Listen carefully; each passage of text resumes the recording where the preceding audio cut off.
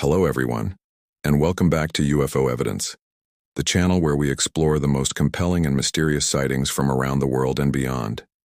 Today, we're blasting off to look at some of the most credible witnesses imaginable: astronauts.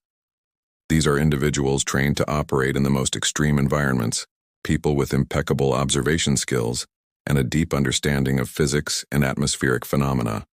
When they report seeing something inexplicable, it carries a lot of weight. So, let's dive into the fascinating accounts of UFO encounters from the pioneers of space exploration. Our journey begins with one of the most famous names in space history, Gordon Cooper. He was one of the original Mercury 7 astronauts and flew missions for both the Mercury and Gemini programs. Long before he ever went to space, Cooper had a close encounter.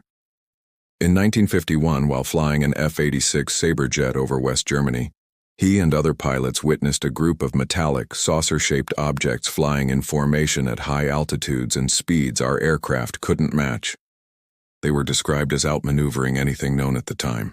But his most cited encounter happened in 1957 at Edwards Air Force Base. Cooper was a test pilot and project manager. One day, a camera crew he had dispatched to a dry lake bed called him in a panic. They had filmed a classic flying saucer landing just a few hundred yards away from them. According to Cooper, the object was a silent, silvery disk that extended 3 landing legs and settled on the ground. The crew, who were filming with high-speed cameras, got crystal-clear footage. As they approached, the craft retracted its legs and shot off at an incredible speed without making a sound. Cooper reported the incident to the Pentagon and was ordered to send the developed film immediately to Washington in a locked courier bag. He never saw the film again and was told to never speak of the incident. He remained adamant about what he and his crew saw until his death, stating that extraterrestrial craft and their crews are visiting this planet. Next, we have James McDivitt, a commander on both the Gemini 4 and Apollo 9 missions. During his Gemini 4 flight in 1965, he saw something he couldn't identify. He described it as a white, cylindrical object with a long arm or pole sticking out of it. He grabbed his camera and started taking pictures, but his view was partially blocked by the sun's glare. He wasn't sure if it was a man-made object, perhaps a piece of a booster rocket, or something else entirely. What made it strange was its trajectory. It seemed to be on a parallel course with his capsule. Official explanations later suggested it was likely the second stage of their Titan II rocket, but McDivitt was never fully convinced. He maintained that what he saw didn't look like any part of a rocket he was familiar with. His testimony is interesting because he was a very by-the-book, skeptical astronaut who didn't jump to exotic conclusions, yet this sighting left him puzzled. Let's move on to the Apollo missions, the pinnacle of human space exploration. Many astronauts from this era have had stories to tell. Edgar Mitchell, the 6th man to walk on the moon during the Apollo 14 mission, became one of the most outspoken advocates for UFO disclosure. After his return from the moon, Mitchell claimed he was aware of many UFO visits to Earth during his career, all of which had been covered up.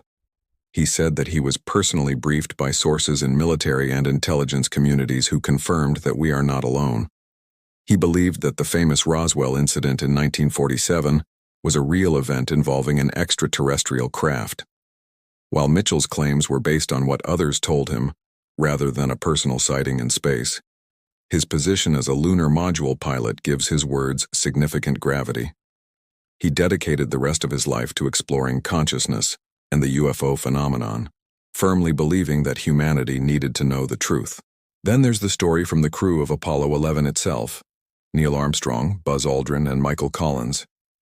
While there have been persistent rumors that the crew saw UFOs on or near the moon, the astronauts themselves have largely denied them publicly. However, a fascinating piece of audio from the mission has fueled speculation for decades.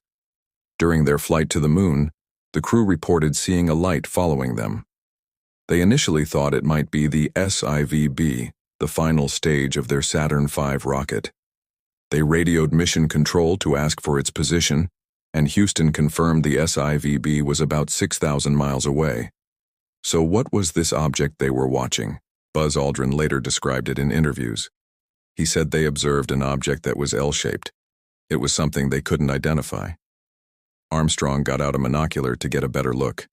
They decided not to report it too strongly to Mission Control, fearing it would cause a public panic and that they might be grounded from future missions.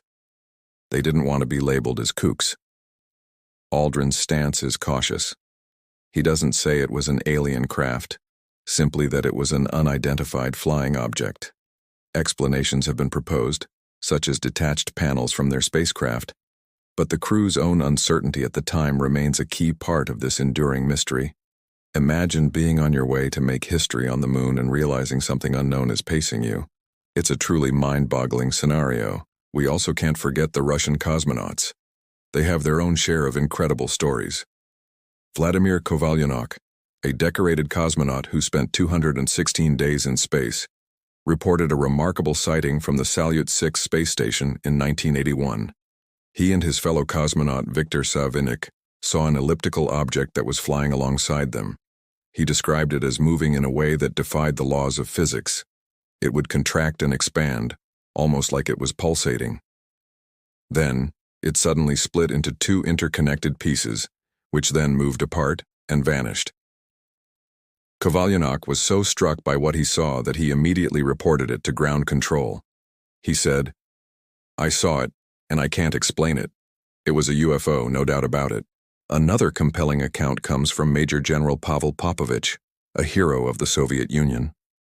In 1978, while flying on a civilian airliner from Washington to Moscow, he and the other passengers witnessed a bright triangular object flying parallel to their plane. It was estimated to be about 1.5 times the size of their aircraft. It glowed brightly and moved at a speed far exceeding their own, easily overtaking them. Popovich, a trained pilot and cosmonaut, was convinced it was not a conventional aircraft or natural phenomenon. These stories are just the tip of the iceberg. We have accounts from Story Musgrave, a NASA astronaut who flew on 6 space shuttle missions. He has spoken about seeing what he described as an eel-like object in orbit, a serpent-like form that moved through space. He admits he couldn't explain it. We also have reports from shuttle missions where astronauts have filmed objects maneuvering in ways that seem intelligent. The famous STS-48 footage, for example, shows a bright object in orbit that makes a sudden, sharp-angled turn to avoid what appears to be a projectile or energy pulse fired from the Earth's surface. NASA's official explanation was that these were simply ice particles reacting to thruster firings. But to many who have analyzed the footage, that explanation just doesn't seem to fit the visual evidence. The object's sharp, deliberate-looking course correction is what makes it so hard to dismiss. So what does this all mean? We have some of the most highly trained and credible observers in the world, people who know what space junk, ice crystals, and satellites look like, and they are reporting objects that they cannot identify. These aren't just blurry lights in the night sky seen from a backyard. These are close-up encounters in the unforgiving environment of space. The astronauts who speak out often do so at great risk to their reputations and careers. Gordon Cooper, Edgar Mitchell, and others were often dismissed or ridiculed, yet they stood by their stories. It forces us to ask some profound questions. If these accounts are true, what are these objects? Where are they from? And why is there such a veil of secrecy around them? The testimony from astronauts and cosmonauts provides a powerful layer of evidence in the ongoing search for answers. They are our eyes in the heavens, and what they've seen suggests that there is far more going on up there than we are officially told. The universe is a vast, mysterious place, and it seems we may not be exploring it alone. Thank you for joining me on this deep dive into astronaut UFO encounters. What do you think about these sightings? Do you believe these highly trained professionals saw something truly out of this world? Let me know your thoughts in the comments below. If you enjoyed this video, please give it a thumbs up and subscribe to UFO Evidence for more explorations into the unknown. We'll see you in the next one.